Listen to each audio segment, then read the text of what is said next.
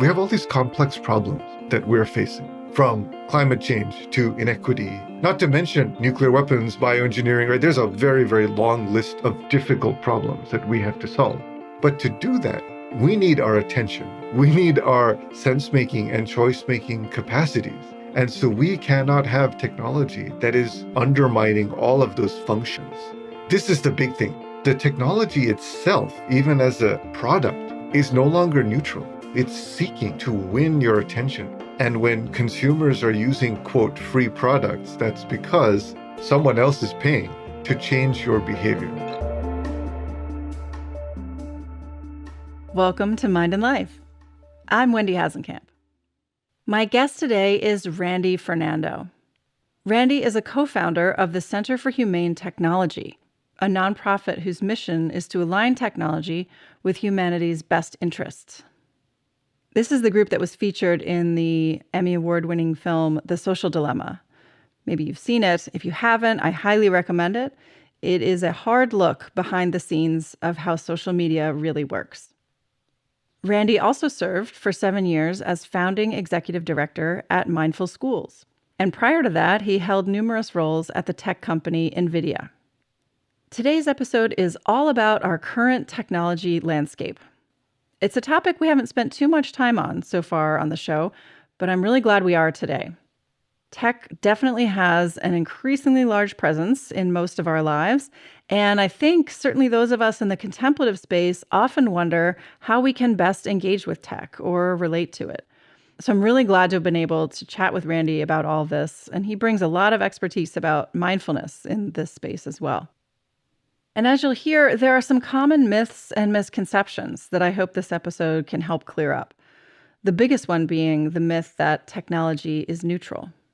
I chatted with Randy in September, and we covered a lot more than I can actually summarize here, but I'll just mention a few of the main points. Randy first shares how the strands of Buddhism and technology have woven together throughout his life. And then we get right into the challenges we face with tech today. He distinguishes between different kinds of tech and shares how it's evolved and helps us understand what's called persuasive technology. That's the kind that tries to influence our decision-making and impact our behavior. And he highlights some of the traps this technology can create and also provides what I found to be a really helpful explanation of a phenomenon called the race to the bottom. Randy then takes on the commonly held idea that technology is neutral and it's just how you use it that determines whether it can be helpful or harmful. We discuss the role of incentives and mindsets and agendas in the tech space, and Randy shares an interesting view of technology through the Buddhist lens of dependent co-arising. Throughout our conversation, we talk a lot about the power of incentives behind tech, and he approaches this point from a number of different angles, which I think is really useful. For example, Randy unpacks what happens when the economic driver behind technology comes from advertising, and implications of the capitalist structure of competition in the marketplace. We also talk about tech through a training lens, and this gets us into a discussion of what's known as the attention economy. Here, Randy shares how tech is designed to co-opt our attention. And we talk about how tech not only trains our attention, but also our emotions and even our values. We consider how tech influences our sense of self, and Randy describes the customized and fractured realities that tech can and has created, with implications like echo chambers, divisive polarization, and confusion about what's true. Importantly, we also spend a lot of time talking about how tech could be better and ways to change the current incentive structure. Randy walks us through the core principles of humane technology, and we take some interesting tangents into building ethics into artificial intelligence and a clearer picture of the Buddhist concept of dukkha. Randy also touches on an interesting intersection between the contemplative space and the tech world, sharing thoughts about the pros and cons of using technology to deliver mindfulness programs. I definitely suggest checking out the show notes for this one. There are a lot of really important resources there. You can find a link to the movie The Social Dilemma, and also information about some great offerings from the Center for Humane Technology, which are all freely available. This includes a link to their free course, which Randy describes in the episode, called Foundations of Humane Technology. And they're now offering live presentations of the material from that online course, which has been really popular. You can check that link to see when the next session will be. Another resource in the show notes is a link to the Center for Humane Technology's fantastic podcast, Your Undivided Attention. And for those of you who have young people in your lives, there's a toolkit specifically designed for youth to help them understand how tech works and how we can take care in our relationship with it. As technology becomes more and more integrated into our daily lives, I think it's critical that we educate ourselves and think deeply about this space, what tech is doing to our minds, and how we can make it better. I love the way Randy's able to lay all this out so clearly, yet still holding a lot of nuance, and also with such insight about how mindfulness weaves into the picture. This is an episode I think can be broadly accessible even to folks who might not normally listen to a podcast about the mind or meditation. So please consider sharing this within your circles. I learned so much from this conversation. I hope you do too. It's my pleasure to share with you Randy Fernando. I'm so pleased to be joined today by Randy Fernando. Randy, welcome, and thank you so much for being here. Thank you so much for having me. I always like to start with a little bit of background from the guests. So I'm curious how you got interested in contemplative practice and Buddhism, and then also the technology sector. Sure. So I was born in Sri Lanka, and I was born to a very Buddhist family. So that sort of answers some of it. I was very fortunate to be introduced to mindfulness and programming at roughly the same time. Oh, wow. Mindfulness primarily through my mother and programming primarily through my father. And so those threads have sort of interwoven in my life in surprising ways, in ways that I didn't expect. And I'm very grateful for both of them. But that's how it happened. And then how did you get into the tech sector? And then what drove your interest in what's called humane technology? So building on what I just mentioned, I started programming very young, and I love the idea of putting pictures on the screen. This is what lit me up. And so I kind of followed that.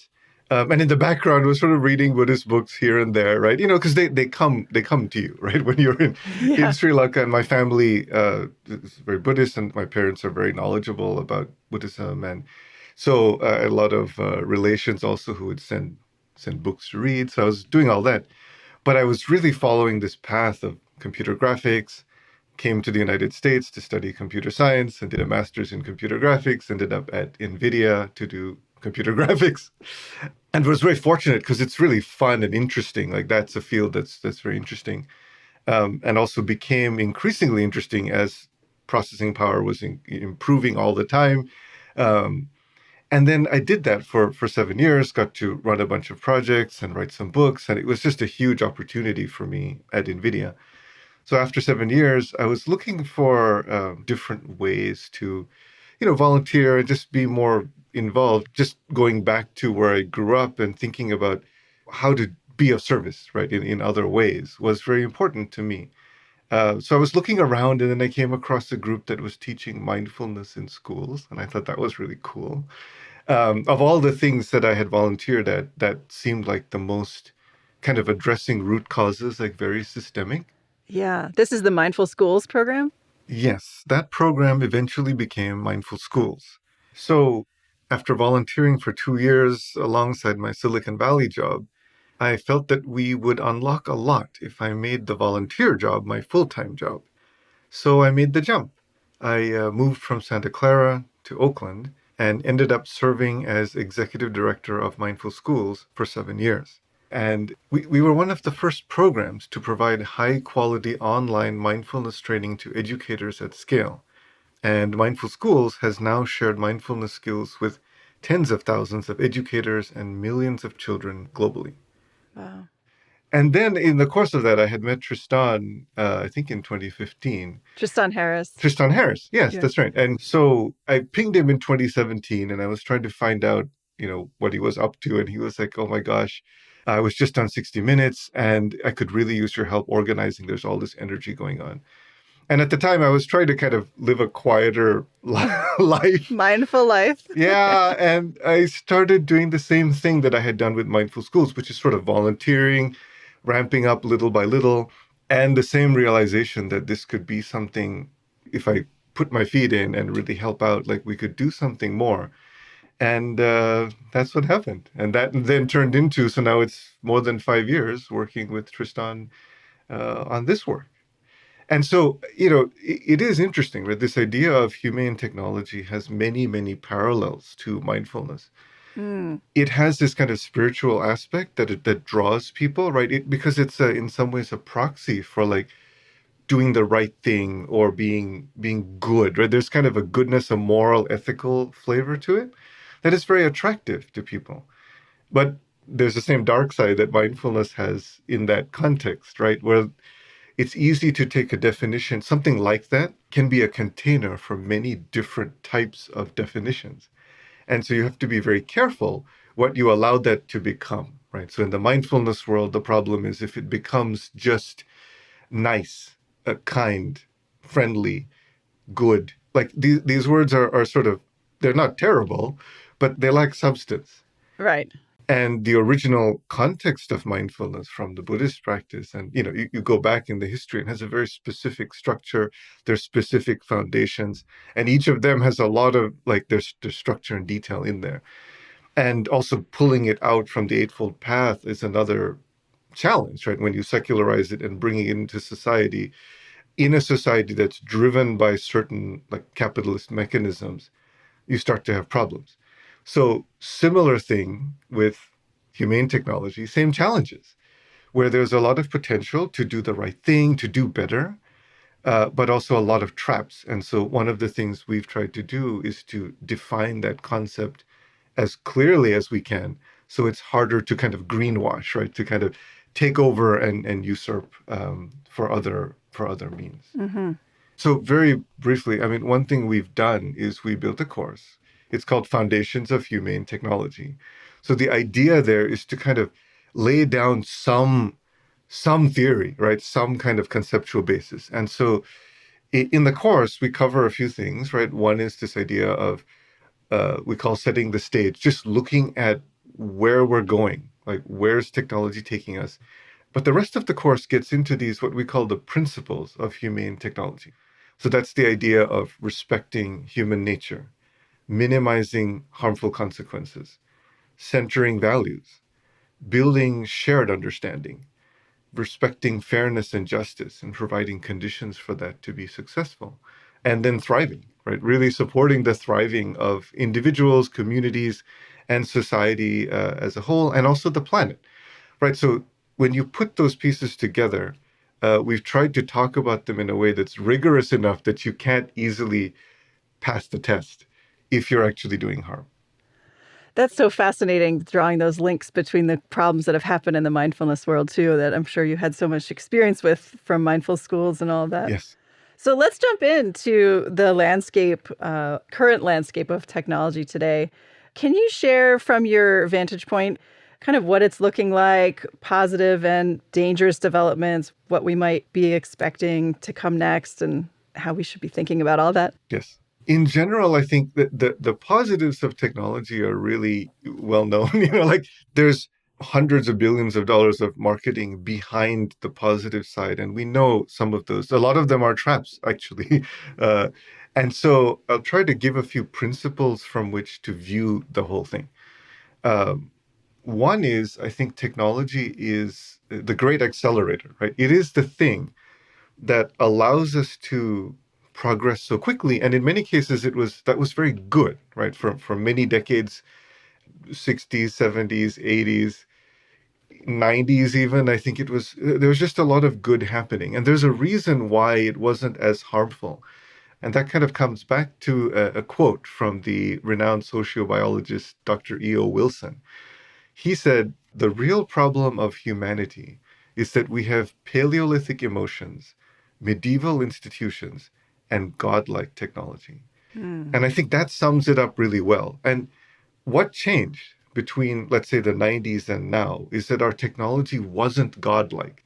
The semiconductor technology, right? It's the only thing we've ever built that actually increases in power, in ability, 2 times every 18 months. And this is Moore's law, right? And that has actually stood to be true for decades, which is remarkable.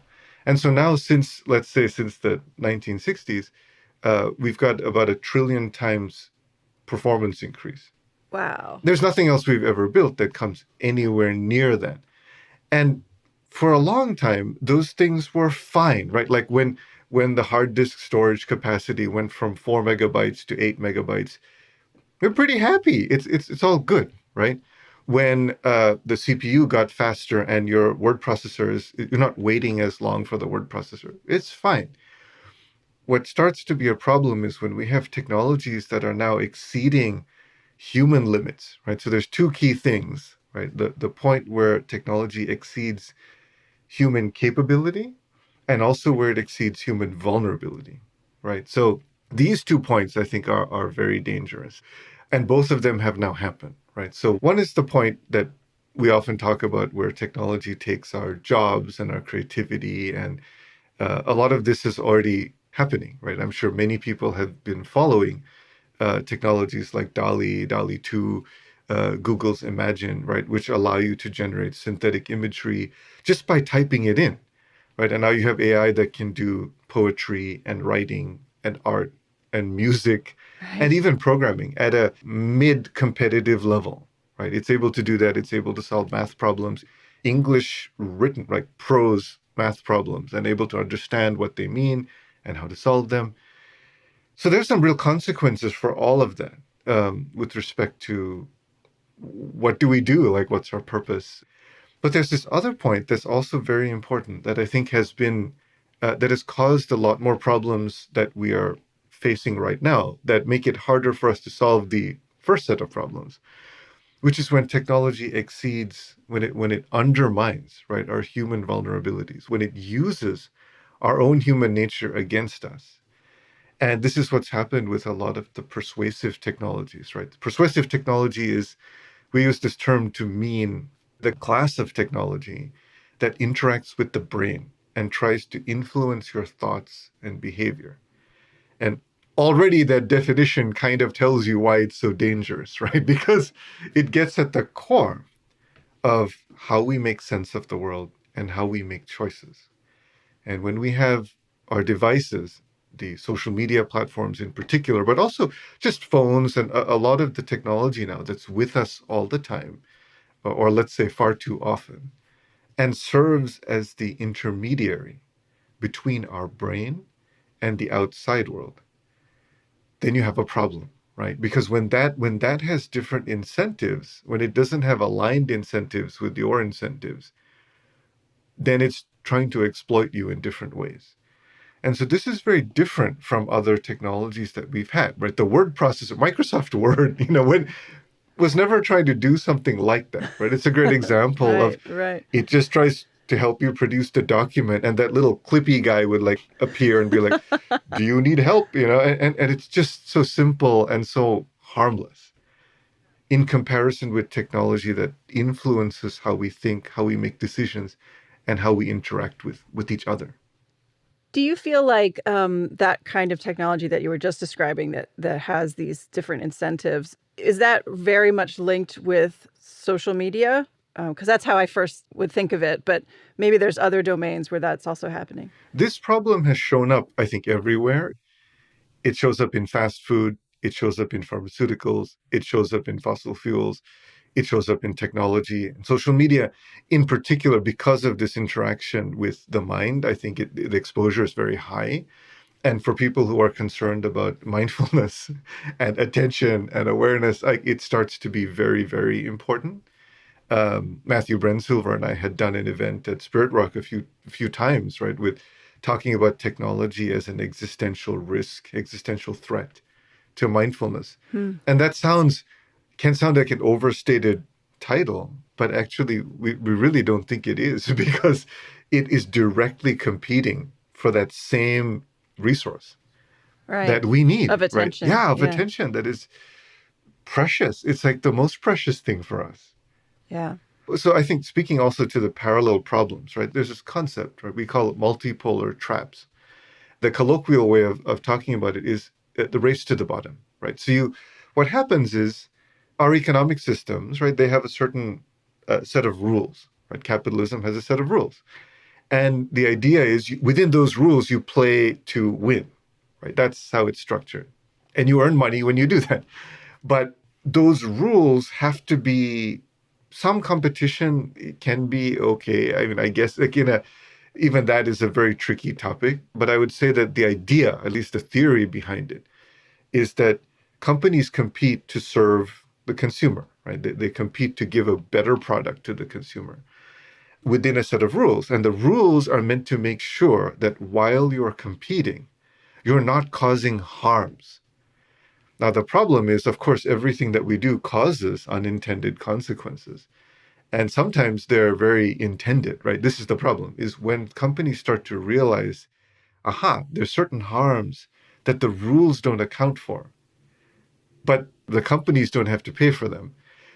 Who does have to pay for them are other people, right? So it's not on the company's balance sheet. It's on someone else's balance sheet. It's on society's balance sheet. And most of the time, it ends up on people who have less power, normally people who are marginalized in one form or another, often related to wealth, and children and future children, people who haven't been born yet, right? That's where these costs go. And so when these competitions are running all the time, and they're accelerated by technology, then you start to have really big problems. And this is how we've got into the situation we're in now with massive inequality and the threat of climate change, right? The climate crisis has accelerated so quickly because these systems are out of control and the harms, the pollution was sent up into the atmosphere, the other balance sheet. Right. And now we can't get it back, right? It's so hard to solve these problems once they're rolling.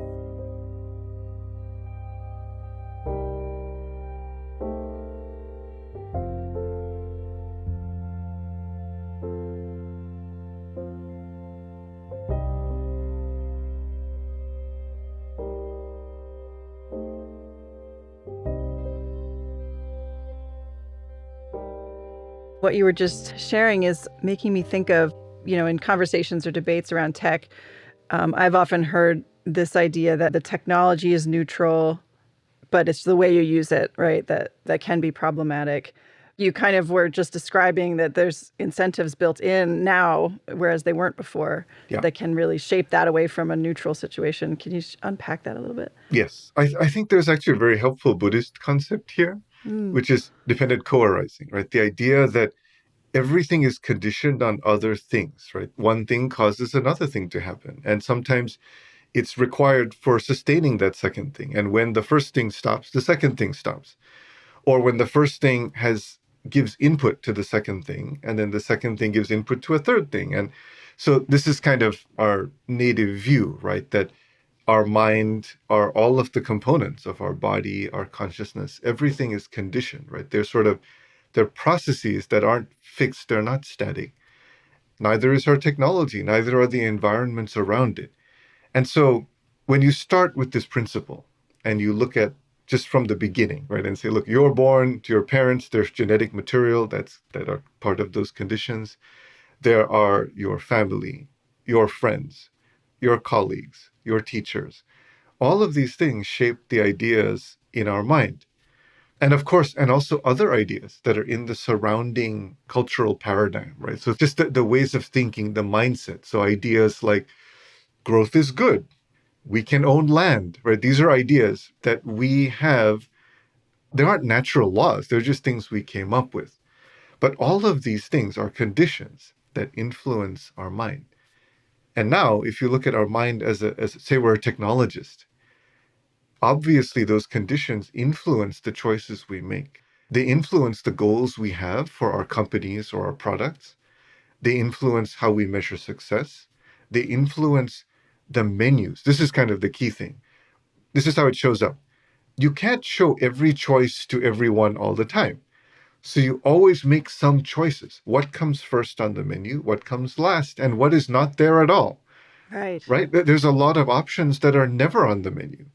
And the menus are what determine most people's behavior.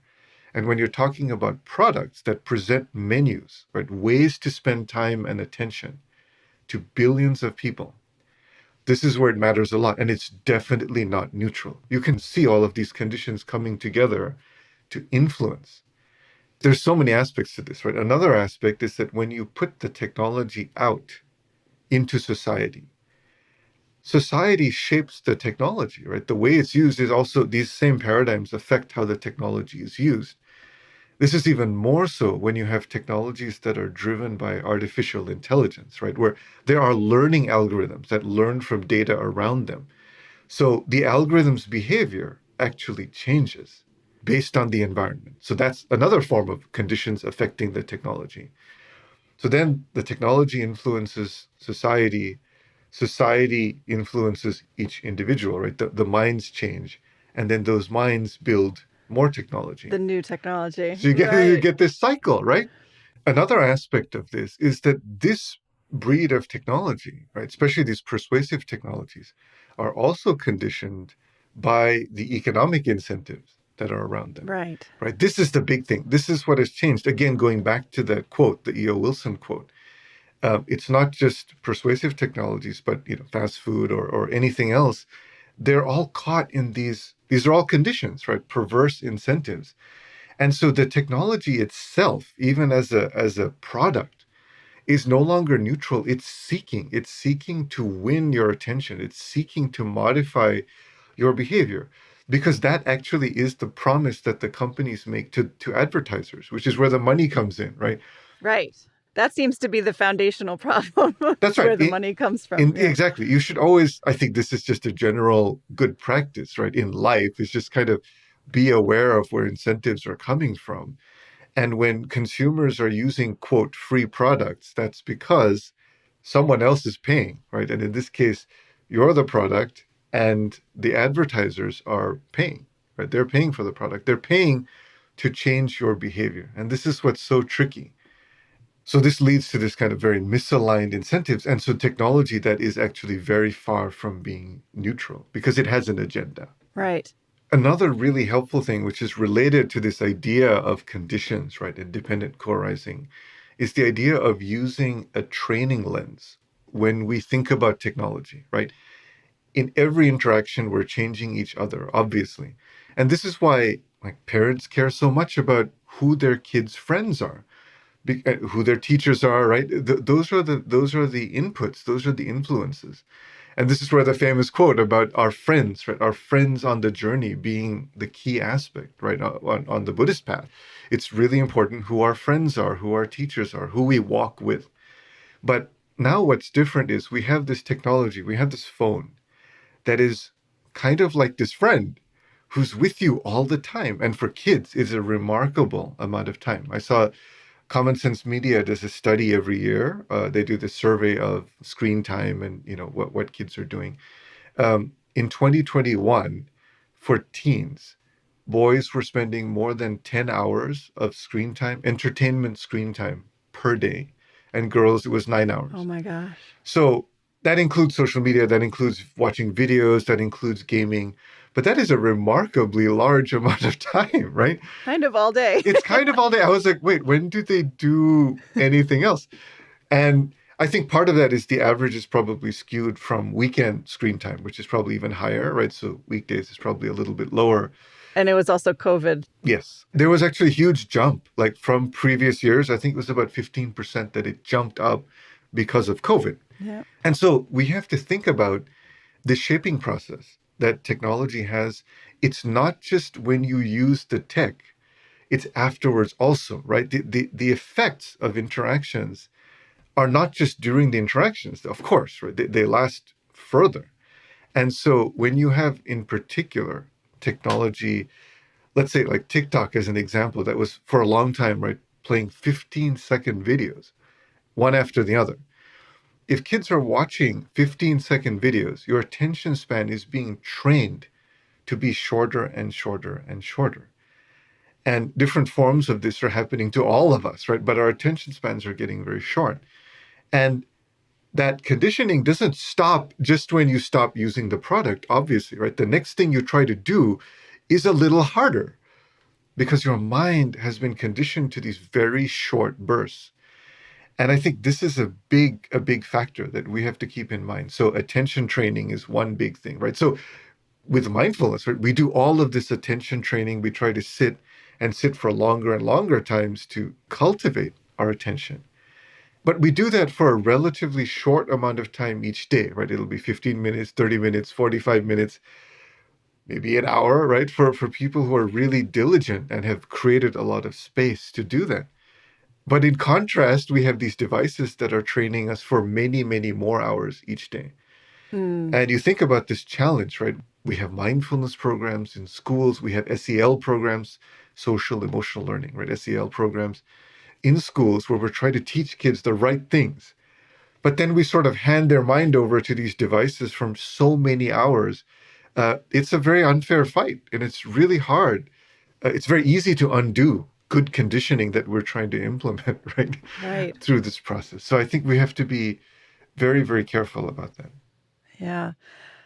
I'm thinking too, we were just talking about, attentional training and, Yes. shortening attention spans and all that. How about emotional training, right? How do these platforms leverage our emotional systems and things like that? Because that also feels like a huge part of how they work. Absolutely. I was actually just going to add, one of the other big forms of training that's happening before we jump to the exploitation part, um, is values, right? The shifting of values. So values are also conditioned, right? So there's this constant process where we try to, adults and kids, but especially kids who are still forming their values. Kids are very smart about learning from the environment around them. So let's say, like, they look around and they learn this idea of gravity, for example, intuitively, very young, right? Like age 1 or even under 1, they start to figure out how gravity sort of works, right? And so there's an analogous social physics, right, that they pick up. They just look around and they say, okay, gosh, this attention thing is really important. All kids know this from a very young age, right? Attention is important. And then they start to see who's getting attention, right? Once you're on these platforms, you start to see that it's measured by likes, comments, shares. Certain kinds of behavior get you more attention. And it's measurable. You can see numbers that correlate with this attention, right? The likes, comments, and shares. And so that, I think, has a profound effect on how we develop, on what our values are. And this is another thing that's so dangerous that goes far beyond the interaction with the products. A lot of times the tech companies, they tend to focus a lot on the interaction with the products or the harm that's caused as a direct output of that. But they spend a lot less time thinking about this kind of thing, the conditioning aspect, right, of attention, of values. And so then to your question about exploitation, yeah, this is the other thing, right? This is why in our course we talk about human nature, respecting human nature, because we all have these cognitive biases, right? These are just built into us, and they're mostly survival mechanisms. They're hardwired in a very deep way into our brain, and they've served a very good purpose for us. We have sort of outstepped our evolutionary bounds, right, with technology, with all the advancements, especially of the last few decades. And so some of the cognitive biases no longer serve us as well. So, for example, we're drawn to food that has high energy because when food was scarce, it makes a lot of sense to find those foods that have high energy density, right? So high in fat or high in sugar that allow us to store energy for the future because maybe next week it won't be so easy to find food.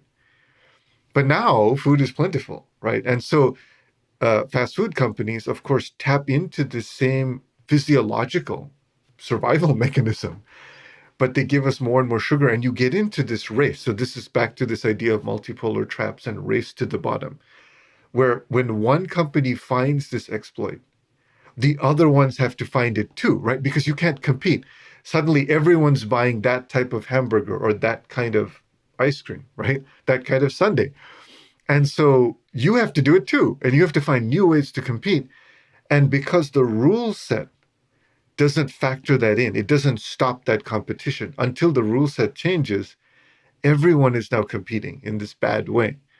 So, an analogy that happens in the social media world, right, is when TikTok came in with these really short 15-second videos, everyone else was like, oh gosh, this really works well. Because before people can even figure out, wait, do I want to continue or not? They're on the next video. And Right. so their attention, right, there's no pause. There's no like consideration anymore. Now, we talk about this all the time, right? This idea that mindfulness gives you a space, some space to pause and reflect. That space is gone, right? And so you just stay in it's sort of like a trance. So then Instagram launches Reels, YouTube launches Shorts, and everyone is now in this competition, right? To go for shorter and shorter pieces of attention. And that, of course, is very harmful to everyone. And the funny thing is, actually, a lot of people at the companies, they agree with this. They know this too. But because of the economic incentives, and you're talking about like some of the biggest companies in the world, hundreds of billions of dollars of market cap, when they're caught in these races, it's very hard for anyone in the companies to do the right thing because the CEO is accountable to the board. The board is accountable to the shareholders. And the whole thing is built on the stock price going up, future growth, future possibilities. And so this is why you really have to bind, right? Bind the rules properly. And you have to bind the rules by doing things like raising awareness from consumers so consumer behavior changes. You have to pass laws. Those are the exact rules, right? You have to pass new laws, but legislators will only pass the laws if they feel like there's support behind them from the citizens. You can have litigation, right? There's penalties, right? Litigation puts penalties on the balance sheets back onto the companies. You can have insiders speaking out, so whistleblowers. You can have new inspiration for how to do technology right so that consumers can see, oh, this is a more humane technology. So all these pieces, it's kind of complex, but just touching on that very lightly, because I think we should talk about how you bind these traps. That's the quick answer to that.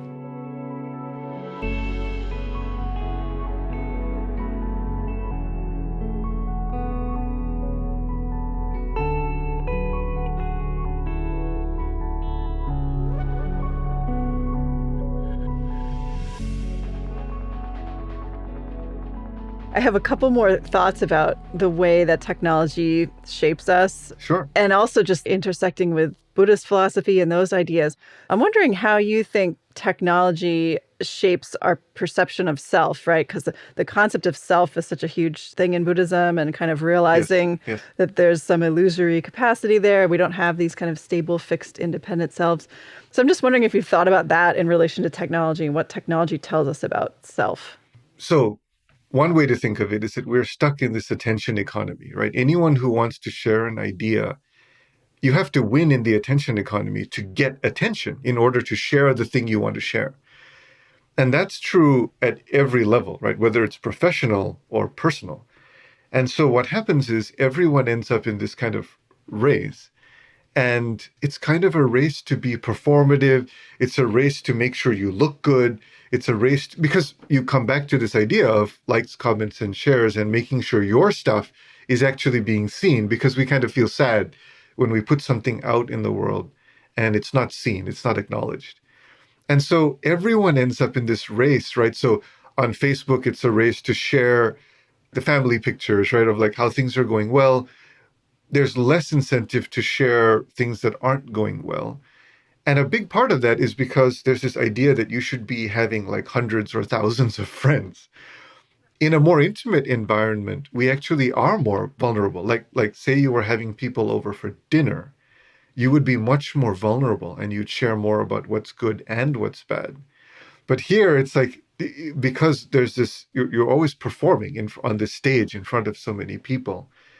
You do end up reinforcing this idea of a certain kind of self. This happens a lot, and it happens on LinkedIn, right? Everyone's sort of like humble bragging, right, about their latest, I'm so honored to be part of this thing. There's no other way to do it. Everyone sort of gets caught. People don't talk that much about the adverse things that happen to them in their job. because there's also legal issues why you can't do that, right? So it ends up, there's these little races that are happening everywhere. And so I think a lot of times people who've thought about this deeply just end up off of the platforms because it's just almost impossible to do it the right way. Right. Because you just get buried. Exactly. Yeah. Your stuff just doesn't get seen. And then it can actually be a little bit frustrating, right? Where you look at it and you're just like, oh, I'm trying to do the right thing, but it's still like no one's looking. One thing that is an interesting exercise is to look at what was the intention behind the post. And if you include that as part of the post, like say you were doing that. Yeah, people don't do that much because if you did it for a while, you would stop posting because mostly it's related to some kind of ego development. Yes. That's the truth, right? Interesting. Yeah. And so it also comes back to what is skillful in terms of developing a small number of deeper relationships versus a large number of light, superficial relationships. And the former is a lot more satisfying and I think serves everyone better in life. So again, if that's the goal, you would do it differently. You don't have to get into the game at all. Right, right. And I guess it certainly doesn't even approach the idea of an interdependent self, or something larger than our own. It just reinforces this individual, separate, siloed self. Very much so. I think there's also, this brings up this aspect of shared understanding and the fracturing of reality, Yes. right? So because the companies want to individualize your reality because they want to customize ads, essentially, right? Like the more they can customize your reality, the more they can get to know you well, and the more they can connect you with advertisers who want to sell you something. And it's important to remember here that advertisers also includes things like political campaigns. So they're not selling you a shoe, right? They're not selling you a product. They're selling behavior. They're selling a vote. They're selling a choice. And all of this can be exploited by third parties and foreign countries. And we won't get into all of that, but there's a lot of implications.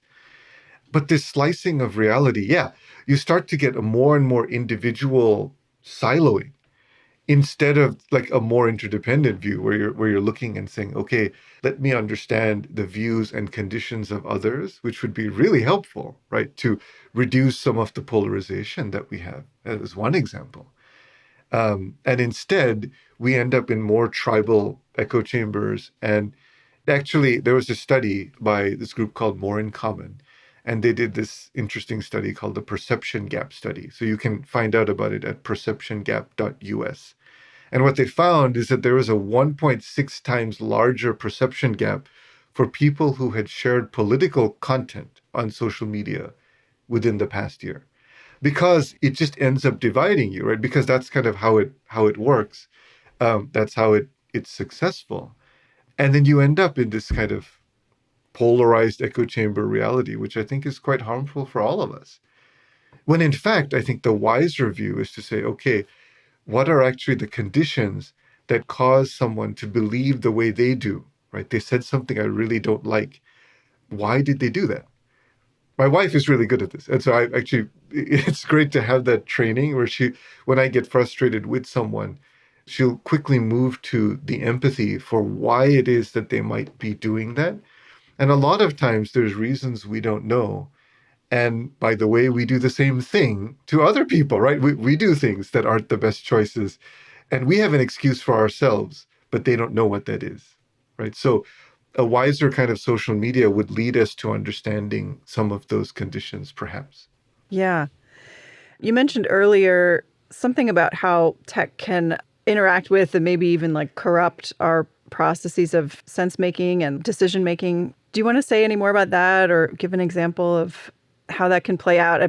Part of maybe what you were just talking about, polarization, feels relevant. Yeah, I think this is one of the key concepts. So it's worth underlining again here because this is one of the areas where we're having the biggest problems from this generation of technology, persuasive technology, is the inability to figure out what's true and what's not true. Yes. In essence, right, if you look at democracy, the way it's structured, it's built on this idea that you would get information from the outside.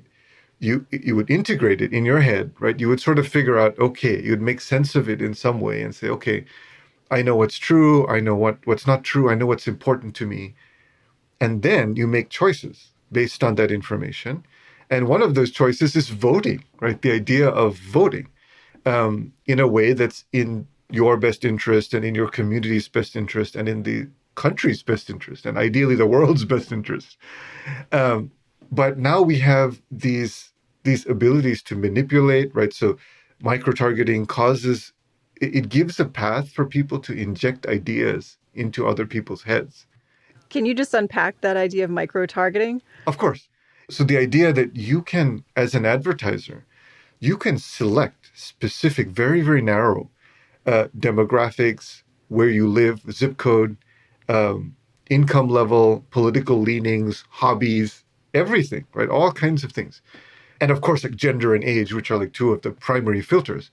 You can send a specific message to a specific subset of people, and you're paying for them to click on that, right? So the behavior change is really what you're paying for. And the companies, they make this promise to advertisers that they can deliver that. That's the whole idea. And so you can see how that can be used for good or bad, right? I mean, you can use that to sell a product like at Mindful Schools. We used it to say, okay, we have a mindfulness program. If you want to learn and teach students, we did use it. Not a lot, but as long as the ad is written in an accurate way and it's sort of truthful, it's not super harmful because getting people to click on that and jump out of what they were doing and like take a mindfulness program is probably not a bad thing, right? But if it's spewing some kind of vitriolic political message, that can be very harmful. So that's one avenue, right, where sense making breaks down. Another one is this idea of customization. So we talked about as you get more and more customized content, you don't see all of the other stuff that's going on. And so, as an example, if you look at CNN and you look at Fox News, they're often completely opposite in their coverage. And there are elements of truth in both of them. And if you really want to understand both sides of the picture in the United States, looking at both of them can be quite helpful. And then there's other sites like allsides.com that actually shows left and right and centrist content all at once. So you can sort of get a picture of like what's leaning where. Interesting. Another aspect that I think we should talk about is this idea of why speech and how does that translate into social media, right? So a lot of times the companies tend to talk about the idea of freedom of speech, which they love, right? They love the idea of free speech because it abdicates them from responsibility. And if you look from a Buddhist perspective, free speech is not the thing to go for, right? You don't want everyone to just say anything. There's actually a lot of times, the Buddha was very silent, right? It didn't speak a whole lot. And I think there's something to take from that. There's wisdom there. So the idea that imagine you could actually have a platform that says, okay, we're actually, when you agree to join our platform, you agree to this idea of wise speech. And we're a private company, so we're not accountable. Like freedom of speech is a different law that applies in a different way. If you sign on to this platform, we're going to do wise speech here. And I think that would be really interesting. Yeah. Is that something that is like being worked on? That sounds amazing. It does. I mean, I think there are challenges there because it sort of assumes, for example, right, we say, okay, honest speech is very important, right? It's part of wise speech. But what does it mean? What's the truth? Yes. Right? Who's deciding, right? From whose perspective? Yeah. Who's adjudicating what the truth is? I think that's part of the problem. And so it works in smaller communities. But when you start to get very large communities, you start to run into these other problems of like, wait, what is gossip? And harsh speech, I think you can define a little bit more clearly. And actually, this idea of divisive speech is actually, you can use these perception gaps to start to actually measure. There's ways to do that, where you could actually build something where you decrease perception gaps as the fundamental functioning of your platform. That could be very interesting. I think you could draw a lot of inspiration from wise speech in that context.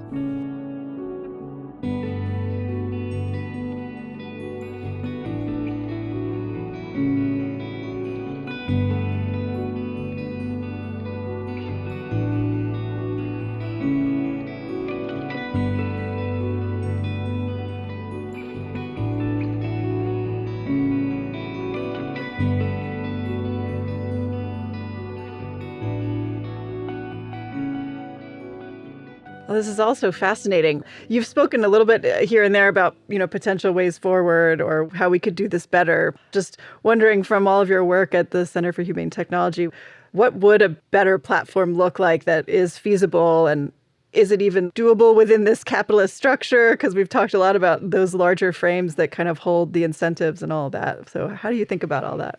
Yeah, this is a great question. I think we do have to start with the incentive structure that's out there, because one of the challenges that exists even now, right, for companies and people trying to build humane technology is that it gets beaten out by technologies that are more extractive, because it's really hard, right? Even if you have a great amount of mindfulness training, a lot of these technologies can still hijack you. And this happens, I mean, you can talk to a lot of very experienced teachers who will say that they have run into these problems, right, with their devices. And they've taken sometimes quite drastic steps to get away from it because it is so powerful. And similarly, when the economic incentives are set up wrong, I mean, it's just hard. It's hard to win. So you have to take these steps that I talked about earlier, right? This idea of consumers have to know what the right product is, and of course, it's helpful. So the Social Dilemma, right, which was a movie that was seen Yes. by over 100 million people globally. Fantastic film. I absolutely recommend it. We'll link to it in the show notes for sure. Definitely, yeah. If you haven't seen it, it's worth seeing. But I think that the biggest thing that the film did is it generated this kind of broad awareness where now it was possible for legislators to look good, right, in fighting against this problem. If you're a parent at a PTA and you're speaking out in the US at least, half the PTA has probably seen the film. So it's a lot easier to speak out because now you're not this kind of paranoid parent who's worried about social media, right? And it's like, no, we're all worried about it. If you're a teen, it actually helped a lot of kids and younger adults speak about these issues and to quit platforms. It just made it easier to do the right thing. Because now you're not the outcast. You're actually the smart one, right? Who's like, oh yeah, I see the thing that's going on with this thing, and I'm not going to be a sucker. Are you? Right. Right. So very powerful. For me, I thought the biggest impact of that movie was just sharing that incentive structure behind it and just laying it out so clearly. I think most of the public, I didn't really have the clear sense of that. And it definitely shifts your relationship and your perception of what these platforms are up to. Yes. So thank you for doing that work. Oh, of course. We're very honored to be part of it. And right, so when you have those kinds of conditions, right, then you get litigation, right? So then you get companies are worried about litigation because litigation is one of the things that can bring in those external costs back on their balance sheet, right? If they're harming kids, if they're harming democracy, you have to, how do you put a price on those things is what's so hard. Yeah. But in some cases, there's some really concrete and horrific harms that have happened. And those harms have a price. Sometimes the price feels infinite. If it's the loss of life, it's infinite, right? Yeah. And you have to bring that in. And then that's one way of taming the conditions. And then you have to show how it can be done right. So let's talk a little bit about that, right? This is why we built this course. A lot of our work is also trying to help people see if we wanted to do it right, what would it look like?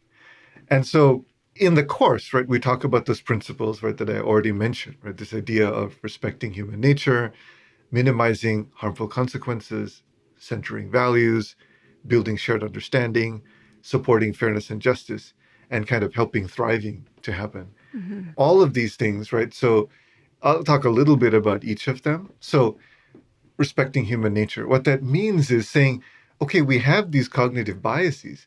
How can we use them to help us instead of exploiting them, right? To kind of hijack people. So a good example is when we speak to someone else to solve a problem in person. It's beautiful, right? We look at their eyes, we look at their expressions, we look at their inflection in their voice. We look at when they're nodding or not nodding. We have all these clues to help if the conversation is going in a difficult direction, right? We're having a difficult conversation and we can see these cues that the conversation isn't going well. We can take action on it, right? But a lot of times on platforms, like we don't have this, right? We have these text conversations and they devolve and then we're performing in front of hundreds or thousands of people that is not a recipe for bringing out the best in us, right? So we want to build products that are compatible with human nature, right? That respect the parts that can easily get hijacked. And we also build on the parts that are beautiful and brilliant, right, in human nature. This idea of minimizing harmful consequences, it's like we have to be very interested in the ways that we are causing harm outside of our domain, outside of the rule set. And of course, that means we can't be purely maximizing money, right? Because it costs money to track down these harms and to fix them. Yeah. But so we share some, different ways of different rubrics for identifying, finding and identifying these kinds of externalities and how to bring them in. We talk about that. One example is the idea of what we call anti-KPIs, right? So in the tech world, we have these things called KPIs, key performance indicators. And generally that's something that you measure, and when it goes up, things are going well.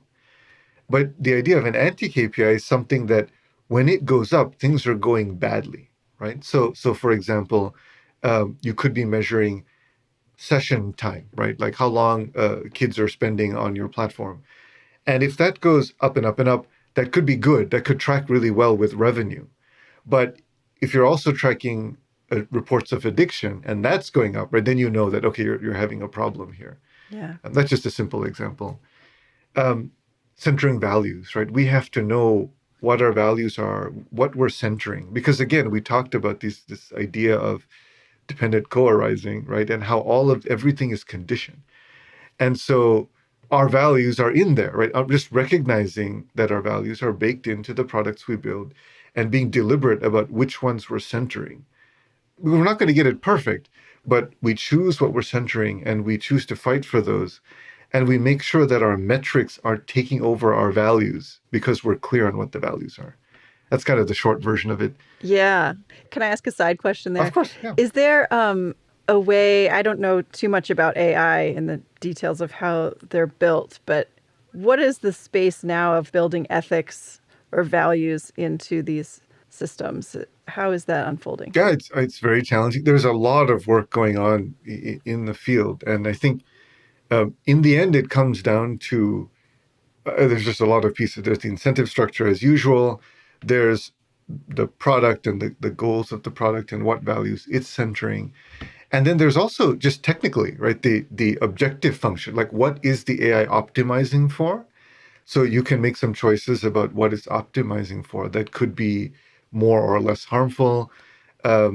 There's problems with the data sets that AI is trained on. That's a really big one because a lot of times the data sets represent society as it is right now.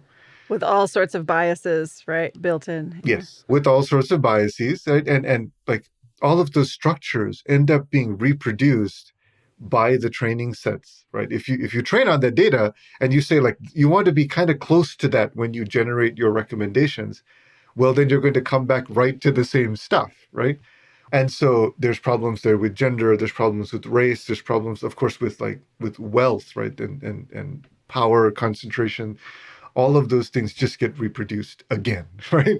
So we have to be really careful about that. And ultimately, what we've tried to do is to present these concepts in the course that will help people, no matter what type of technology they're building. Like if they think about these things, they'll make better choices. So yeah, that's kind of the short answer to that question. Yeah. Thank you. So you were going back through the different values, yeah. Yes. And then shared understanding, we talked about that, right? The idea of we need to have the capacity to solve. We have all these complex problems, right, that we're facing, from climate change to inequity to racism, sexism. Like all of these things are there. And we have to figure out how we're going to solve them, right? Not to mention, right, nuclear weapons, bioengineering, right? There's a very, very long list of difficult problems that we have to solve. But to do that, we need our attention. We need our sense-making and choice-making capacities.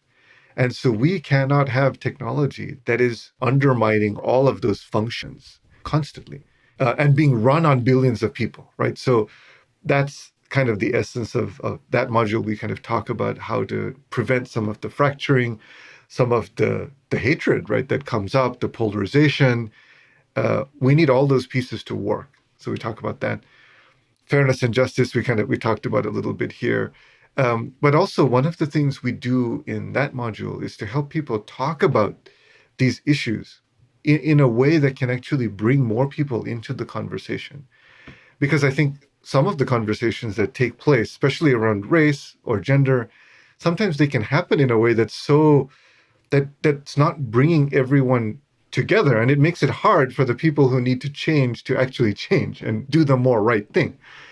So I think I'd definitely encourage people who are interested to look at that module.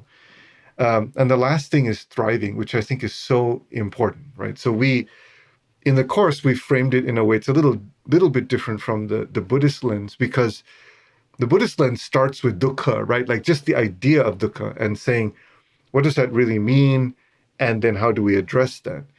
Which is usually translated as suffering, or how do you put that into English? The Pali is a lot better Yeah. because it encapsulates so much more.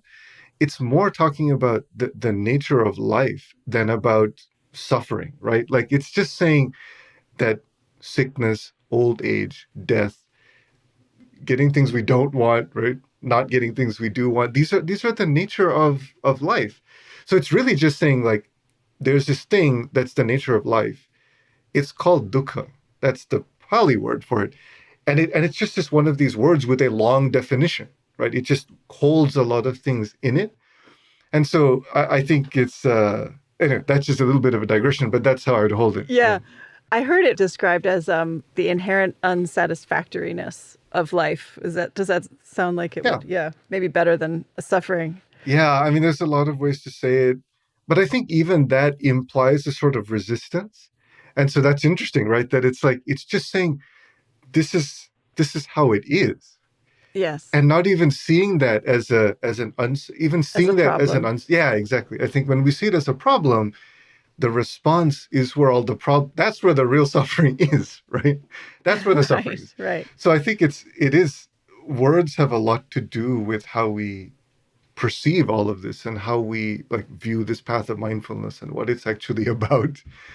There's also an interesting point that the idea of translating, right, dukkha as a negative English word can actually harm Buddhism, right? Because when people are trying to learn about it, and say you're talking to a friend, and you sort of introduce with this word that has a negative connotation, it can alienate people very quickly. So unfortunately, I think sometimes there are people who would be more interested, who are getting lost quite early because of this problem we have translating this very special word dukkha from Pali. Yeah. So I think so coming back to that and saying, okay, it's important for each of us to know what does thriving mean, or like what does suffering mean? Like what does that mean to us? What does this word dukkha mean? And so I think it's really, we try to talk about some of that, right? Different forms of thriving. We present it, of course, in a way that's compatible for technologists, right? To understand, because the entire course is built for technologists. Even though I encourage anyone to kind of check it out, if you see things that don't quite resonate, it's because it's really designed for technologists. But misunderstanding thriving, or like the idea of like what's the point, leads to a lot of bad decisions everywhere, right? Whether it's like in the values that you center, or how you build shared understanding, or how you exploit human nature. We're building all these things because there's some idea of we want to help people to suffer less. But you have to be clear on what that actually means, because there's all these traps, right, that lead to addiction, for example. Or one of the big traps in technology is the greed aversion dance, or like the hedonic treadmill, right? This idea that technology just takes us from one mental state to the other one, the polar opposites, right? Sometimes it takes us to wanting, oh my gosh, we got to have that thing. And then, of course, the next year, last year's product sucks, right? It has to suck because you got to get the new one. And so this idea of being content doesn't work out that well, right? For the cycle of constant growth and reporting to shareholders. Right. Or with capitalism in general. It generally doesn't work out very well for capitalism. And so I think there's this inherent challenge. And so this is why I think that ultimately there's a bigger conversation, which is definitely beyond the scope of what we're talking about now, which is like capitalism as a system, even with rules, right? This idea that we're just always competing is probably not the right thing, right? It's just not. We have plentiful resources on this planet for the people that we have on the planet. But if we have a competitive mindset all the time, it's pretty hard to get to a reduced suffering state, right? For many people at once. And instead, we're having wealth concentrating very narrowly on small numbers of people and an increasing number of people who are left behind. And this would be a very, very large number of people at this point, right? With the new technologies that are coming. Yuval Harari calls this group the useless class. And all of us, right? Almost all of us are going to be part of the useless class. Either you control the tech or you're going to be part of the useless class. And that's a kind of depressing way to look at it. We don't have to have it be that way. But if you objectively look at the trends, that's where things are trending in a world where we also have the lowest infant mortality we've ever had. That's also true, right? Like we have more people out of poverty than ever, but also wider gaps than ever. Right. Right. So we have to be able to hold kind of the nuance of that conversation of saying it's not like a doomsaying thing. Of course, there's good things, but looking at the trends, we've got to really look out for some of them. They're going to be really harmful. Yeah, it's also interesting, that idea of the useless class. It really emphasizes the way that at least our current society is structured, and like someone's value is totally bound up in their work. That's right. That's right. Like if you're not employed or producing, yes, you're useless. Well, it's actually even, I'd say maybe even worse than that, which is that it's bound in like how many people do you touch in a light way? Those are the richest people, right? The people who do like entertainers, performers, athletes, right? And of course business people, right? Who do things that are affecting large numbers of people in a light way. That's how you make the largest amount of money in the way the current economy is set up.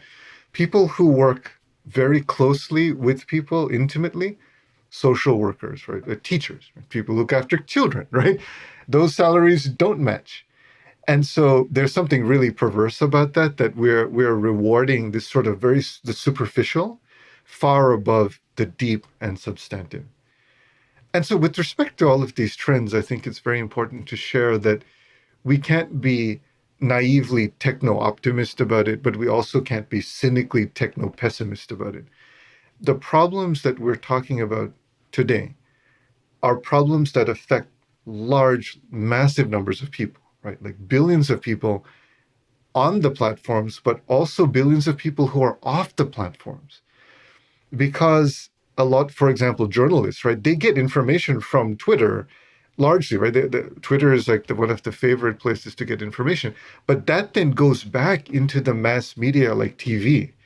So in effect, right, what happens on the platforms affects large numbers of people, everybody, right? The policies that affect everybody are affected by these platforms, right? So when we're talking about this kind of broad reach and broad influence, we're probably going to need technology to help us reach those people and undo some of this training process that we've all been in for now 15 years, right? Everyone who's been fortunate to be around technology has unfortunately been in this kind of training process, which has gone beyond social media into our media and the culture.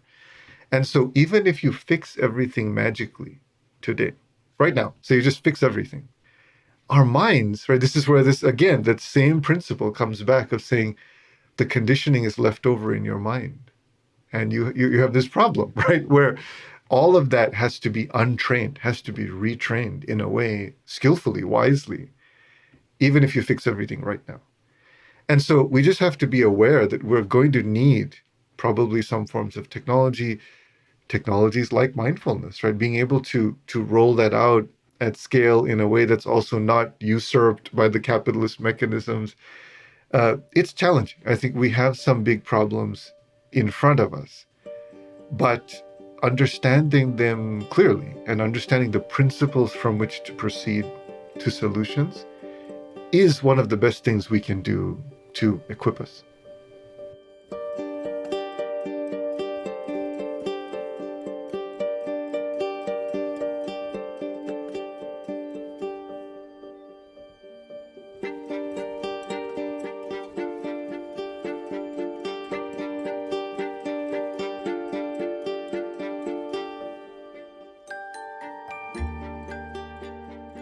I'm just thinking about, in thinking of ways that technology can help us and maybe help shift mindsets.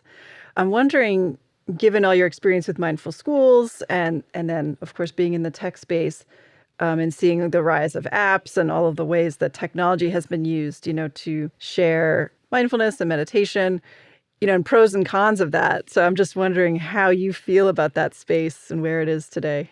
Yeah, it's a tricky one. I remember many years ago, it was probably like 2016, where mindfulness was $1 billion business.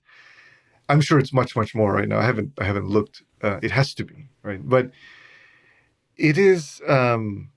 We've debated this a lot. Like a lot of us who are kind of doing this kind of work have debated this a lot. Like, has it even been harmful? And I think overall, we generally come to the conclusion that it has been helpful. Introducing people to these concepts of mindfulness is a good thing, even in a very secularized capacity. If the secularized version actually covers the basic foundations of mindfulness and covers the body and the mind, but also is Vedana, right? The idea of, like, we call feeling tone is sometimes translated, another great Pali word, right? Vedana. Um, I think this sense of like pleasant, unpleasant, or neutral, if you get good at catching that, gosh, that's a really useful skill. And so a form of mindfulness, secular mindfulness that covers those aspects, and has enough authentic framing from like the original Eightfold Path, I think can still be really, really helpful. There are some traps where in corporate environments or even in schools where we were always worried that we don't want it to be like enabling of a broken system to continue, right? Exactly. So, it just helps reduce stress for teachers. It helps reduce stress for like technologists, and without addressing the fact that the whole system is broken. So there's pros and cons to that, because I think teachers could still use these skills, and we found that to be true. They find it very valuable, and a lot of times when you advertise, right, these programs, you say, look, we have this program. Stress reduction is the keywords, right, that will bring people in because they resonate most with that. If you say it's something like, well, it'll help you see the nature of life more clearly, and like, you won't get a whole lot of people coming for that. So I think the approach many people have taken is like, okay, let's try to present this as skillfully as possible in a secularized manner, but also teach them a little bit about the nature of like this dukkha thing. Like, what is that? Can we explain that a little bit as part of it? And that's explained in such a secular way, right? The idea that we're going to get old, that we're going to get sick, that we don't always get what we want, and that how we respond to those circumstances matters, is very compatible with almost every religion. I can't imagine. I imagine there's something that's incompatible, but largely, right? And it also relates to this idea that many of the religions at the end, they get back to this idea of acceptance, right? Acceptance is, they all take you there. The major ones all take you there through different mechanisms, right? Through mindfulness, through an understanding of karma, through one God or multiple gods. There's an acceptance of circumstances. Not to say you're not going to try to change the future ones. Right. It's not to say injustice is okay because it's happening to you now. But it's saying that right now, the conditions are exactly what they are, and we have to accept that. And then we can say, okay, well, we can look at the circumstances, analyze them, and act more wisely in the future. And then we do that again, and we get to a new set of circumstances that we have to accept at that moment. And then we have to, right? So I think there's a lot of commonality, right, that this path can offer for many people. Well, this has been really so wonderful. I know we're coming to a close. Is there anything you want to share that we haven't touched on, or any take-home messages for the audience? No, I think we've covered everything really well. And I just wanted to mention, so this course I keep mentioning, right, it's called Foundations of Humane Technology. And you can check it out at humanetech.com/course. We also have a podcast called Your Undivided Attention, which you'll probably like if you like this podcast. I love that podcast. It is wonderful. Fantastic. Yeah, where Tristan and Asa, they cover all sorts of really complex topics, not just technology, but aspects of culture, of how the mind works, of economic systems, just every different thing, right? About how we use language to communicate, what goes wrong, and also how technology shows up on the global landscape. All these kinds of trends, really fascinating. And the last thing I want to mention is for those of you who have young adults in your life and who want to give them something to learn, we have what's called a youth toolkit. So at humanetech.com/youth, there's a mini curriculum for youth. And so you can do that with your kids. You can share it with your kids' teacher at school. And it's a curriculum, right, that walks kids through how persuasive technology works, how the attention economy makes money, how it hijacks you, and it gives them chances to imagine what humane technology would look like from their perspective. So I think all that is pretty interesting. Oh, that's fantastic. Yeah, we'll definitely link to all those resources in the show notes too, but thank you for providing them here. Well, Randy, thank you so much for this conversation. It's been really a pleasure and enriching, and thank you for all of your work. It's such an important space. So, and thanks for taking the time today. Thank you so much, Wendy, and thanks everyone for your time and attention. Take care. This episode was edited and produced by me and Phil Walker, and music on the show is from Blue Dot Sessions and Universal. Show notes and resources for this and other episodes can be found at podcast.mindandlife.org. If you enjoyed this episode, please rate and review us on Apple Podcasts and share it with a friend. And if something in this conversation sparked insight for you, let us know. You can send an email or voice memo to podcast@mindandlife.org. Mind and Life is a production of the Mind and Life Institute. Visit us at mindandlife.org, where you can learn more about how we bridge science and contemplative wisdom to foster insight and inspire action towards flourishing.